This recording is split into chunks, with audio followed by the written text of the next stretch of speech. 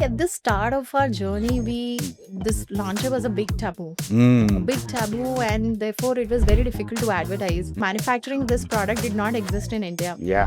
So when we started, I traveled quite a bit to Sri Lanka, China, Bangladesh, and quite frankly, none of the factories entertained us. But now shipping a piece every second. So, when we say hello, one girl is finding her joy with Clovia.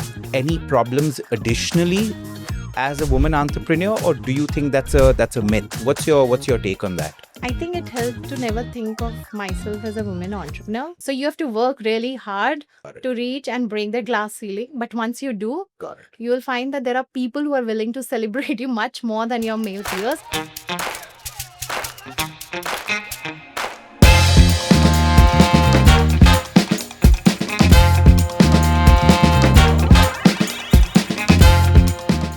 Hello, everybody, and welcome to yet another episode of PayU's Let's Talk Scale. This is, of course, a series and show where we feature entrepreneurs and professionals who have scaled businesses in extremely tough sectors. Today, I have with me Neha Kant, who's the founder of Clovia. And I couldn't be more excited to have this conversation with her because this is a space which is extremely challenging. And a lot of different people have worked in this space, but have not had the kind of success Neha and her team has had. Welcome, Neha, to the episode of Let's Talk Scale. Are you excited to be here? Yes, absolutely. And thank you for having me here. Yeah. Neha, to start with, tell the audience what your brand is. So Clovia is a indigenous, Indian-grown lingerie, sleepwear, and now activewear, personal care, intimate care brand. Started with lingeries, but now all things intimate to women. We founded it in 2015, and so it's been a good 10 years now. But now shipping a piece every second. So, when we say hello, one girl is finding her joy with Clovia. Wow. Yeah. How did you think of a brand in the lingerie and intimate wear space, right? Because I know you started 10 years back, but even 10 years back, you had so many international majors, especially, that already kind of dominated the space internationally. So good you said international because that did give me, Yeah. that was part of the story. But the story really started in a small town of Haridwar where I grew up. And, up till the point I went to college and got married actually, my early 20s.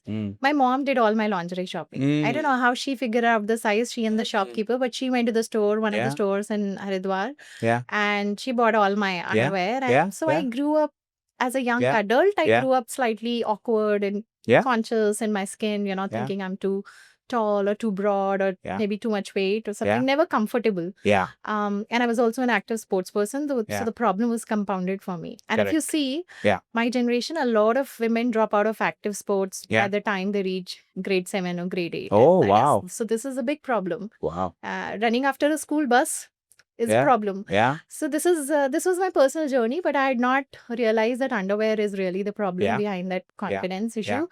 And after working in corporate, having shopped in high streets of Delhi, I landed up visiting Germany for some work, and there I got fitted in a store, and I thought, okay, this is what is missing. This is what a well-fitted bra is like, and what Yeah. it can do, Yeah. wonders to your posture, to how you look, and to your silhouette. So Neha, tell me a little more about how you gone about building your brand, and by which I mean you've taken joy and happiness as the real kind of, Yeah. pillars of how you'd go about building it. Why was that? Because a lot of the international brands have never taken this positioning from what I know. I love the question, then especially when you said that other brands did not do it. Yeah. So when you set out, you are a young brand. Anyway, in India, people have affinity more towards international brands, and it's very difficult for them to get to give that premium to an Indian brand. So we thought, what are people doing which is not vibing with women, and they're just spending 150 rupees by and large on their underwear. And we realized that everybody only speaks of cotton and function or just very, very basic. Yeah. Or people speak of sensuality and sexuality. But, underwear is not what women do for men. It's a myth, big myth. Yeah. They do it for themselves. Yeah. So we decided to center the brand around the emotion of joy and happiness. Tell me a little about your growth over these 10 years, right? Because, from whatever I was reading, you'll have seen some phenomenal growth from your your first order that you probably delivered to right now? Well, it's been amazing. We started out, we took online as a first channel, as a D2C as a word did not exist there Mm. that time, but Yeah. that was the first channel we took because it helped us connect to the customer directly and understand from her what she wants. Because we were a product based problem solving Yeah. organ, not really a convenience, Yeah. entirely convenience based. Mm. So we crunch about 140 million data points. Wow. We built an algorithm right in the beginning, which helped the women find her right bust shape, not body shape, Got it. bust shape, and Yeah. then therefore the right bust fit Yeah. or bra fit. Yeah. Which today women, we have about 1 million bust profiles of Indian women, which is really unique to us and which helped us iterate. Mm. It's a second skin product, and a Mm. woman who's shopping online has never seen it, nothing, not experienced it, and yet we only have 5% return rates. That's Mm. the kind of accuracy we've been able to reach. Got it. So numbers have been amazing. I think we've gotten rewarded for our work by women. Amazing. Mm. So, when brands scale like this, I don't think they can ever scale if they don't get their product bang on, right? And clearly, you've got your product bang on in order for you to kind of see this scale. If you had to identify what would your 2 or 3 biggest challenges, what they were of scaling around these 10 years, what were those 2 or 3 biggest challenges that you had? See, at the start of our journey, this launcher was a big taboo. A Mm. big taboo, and therefore it was very difficult to advertise. Mm. And it's very difficult to imagine, but that was a world without Instagram and Yeah. WhatsApp. Yeah. And the places where we advertise, actually, those publishers do not exist today. Yeah. People weren't searching for this Yeah. product as much online. Yeah. So it took us some time to build that awareness, that education, and that you need that fit. Mm. One big learning for us was that you cannot educate a customer into buying, but you can entertain her into buying. Wow, I want to know So so we much did- more about this. Yeah. Yeah. So we did a lot of content, interesting, Yeah. funny, witty content. Yeah. The second was supply chain of this product, or manufacturing of this product did not exist in India. Yeah. So when we started, I traveled quite a bit to Sri Lanka, China, Bangladesh, Yeah. and quite frankly, none of the factories entertained us. Yeah. So then, we had to do things differently. And then Suman, who's our co-founder, Yeah.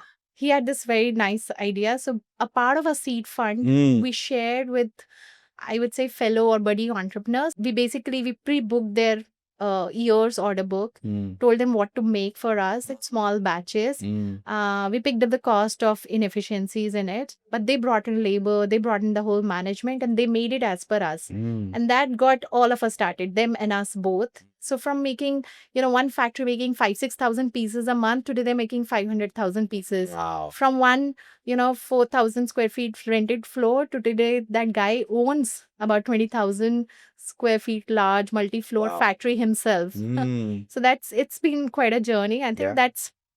these are two big challenges I think we really tackled interestingly. So when you're looking at your brand going ahead, are you looking at dominating India, or are you also looking at taking your brand overseas, or is it overseas already? What's the It's broad- overseas already. Okay. We do a decent business. Correct. And these geographies, it's not like we're shipping out of India, because this is not like an ethnic wear where Yeah. Indian diaspora is buying. Yeah. Here, no, but we've taken the product outside. Retailers and e-commerce engines are stocking our product outside of India, Got it. in Southeast Asia, in Middle East, and as well as in couple of countries in Europe. Correct. They're stocking our products, and it's, international audiences shopping into Clovia. We spoke about Yeah. the million plus buzz profiles and 140 million other data points that we today crunch. We cover about 50 sizes across 9 body types. We arrived at 9 body types or 9 burst types. Yeah. And across 6 life stages of women, starting from puberty, the Yeah. youth, to bridal, maternity, seniority, and so Yeah. on. Yeah. So that pretty much becomes a universal problem that we are now solving. Correct. Do you think that you faced any problems additionally as a woman entrepreneur, or do you think that's a myth? What's your take on that? I think it helped to never think of myself as a woman entrepreneur. Got it. And also, I should say that we are a team of 5, out of Yeah. which 3 are men. Got it. So I can't say that it's entirely done by women, but it's largely a women run organization with 40% of senior leadership is, it's not just, people on the top are women, Yeah. but 40% of the leadership is also women, and overall 70% of our workforce is women. Got it. So it's pretty much a women-led company. Yeah. Correct. As it should be, right? Given what the brand does. So I think a good message for any young women entrepreneurs to start with: don't think like a woman entrepreneur. Just think of an entrepreneur, because the minute you bring that layer in of being a women entrepreneur, maybe you're putting yourself in a box. Limiting yourself. Yeah, and limiting yourself. And you also start to judge and possibly doubt the person on the other side that they are being harsh. But if you don't, then you just figure out ways to hustle. I have a flip question that doesn't get asked that often. What are the advantages of being women in entrepreneurship? Are there any advantages? Because we keep talking about what are the disadvantages, but I'd like especially a lot of the women to think of the advantages as well. At this point, things change, times change. Yeah. But this point, I should say we have a very unfair advantage over men. Tell me how. Once you break glass ceiling, you will realize that not many women have done that. So you have to work really hard and persevere to reach and break that glass ceiling. But once you do, you will find that there are people who are willing to celebrate you much more than your male peers. It truly becomes a slightly unfair advantage, but I'm very honest about it. Got it. There are panels that invite you specifically because they need a woman speaker on board. There are both seats which are reserved for women. Got it. There is a lot that world is doing to push women forward. Well-meaning people in the world who are doing to push women forward. So you started with lingerie and then you moved into different categories which are adjacent in some way to lingerie. Why that move, and how was that connected to building scale in any way? Yeah, it was entirely connected to building scale because lingerie, at the end of the day, there is a certain price tag that only a certain amount till a woman can shop. Before Clovia, women were shopping only 4-6 pieces a year. Now they are shopping with us. Our customer shops 15 pieces a year. So you can only push her as much on underwear, on our wardrobe solutions. And so for scale, we wanted to do other things. So all of those categories we added. For us, what really worked well was our sleepwear, because we had already profiled our women into women who live in joint families, because it really impacts a lot of ways. It impacts how they buy sleepwear. So women living in nuclear families, joint families, or women living in dorms or with parents. So we started to get our products right for each of these pockets. So sleepwear grew really fast for us, and performance-based activewear is also picked up because we've in our 10 years of experience, women have told us so much about the problems they face in their fitness journeys, in their day-to-day activity schedules. What does it take to build a solid offline presence? That's one. How important is it to build a solid offline presence? I'll answer both these questions first. So let me answer the second one, how important. In one line, that 7% of total market is only online. So the kind, let me just, 7% is an old number. Let's say it even goes up to, it may have gone up to 10-12% now. Got it. But still, 85% plus of your market is still outside of online. So you have to go offline. And why I think we became successful. In fact, we also floundered the first time, right? Offline with our products and everything, because we realized that the customer here is slightly different from our online customer. Eventually, both of them shop at both the channels, but by and large, here the customer wants to try on, is more, has a slightly different quality parameter in her mind. Higher or lower, or what? What do you mean? Higher quality parameter. And we also saw that there's the size profiling was different. The size profiling was different in online customer and offline customers. So the shelf mix had to change for us. We had to keep different SKUs in offline because it's ultimately, this is all an inventory game. Got it. It's a mathematical problem that you solve. Yeah. How much to keep where. And second, the age profile was also slightly different. So once we made these minor tweaks, it was an easy problem for us to solve. And then we could expand it from north to south, east to west. Got it. So first of all, if you're in this space, in a D2C space, realize that only probably 7 or 10% of your audience is online. Yeah. So of course, find product market fit there. But if you want to really scale up, you're going to have to look at an offline presence, right? Whether it's your own store or through retail in general. I think that's one big learning that you left for us. What categories, Neha, in D2C are exciting? If Hmm. you were a young founder just starting off and you really like, you want to do a consumer play, right? Because you know India is growing, bustling, and it seems. What are areas that you find exciting that young men and women should look at if they want to pursue entrepreneurship? Okay, one big learning that Yeah. we had now recently was that to work in a category that targets men is so much easier than to work in a category that targets women. So we recently launched underwear for men Got it. under the brand John Players. Oh, We licensed that brand, was part of the parent yeah. company. Yeah. And well, that did 100 crore ARR in less than 18 months. So if you're a wannabe D2C founder, target men would be your broad Yeah, they still have more money in the household. in the household, right? Yeah. Tell me, if you had to redo this entire journey of yours, Hmm. right, which you had over 10 plus years, what would be the one or two things that you would say I would really do differently?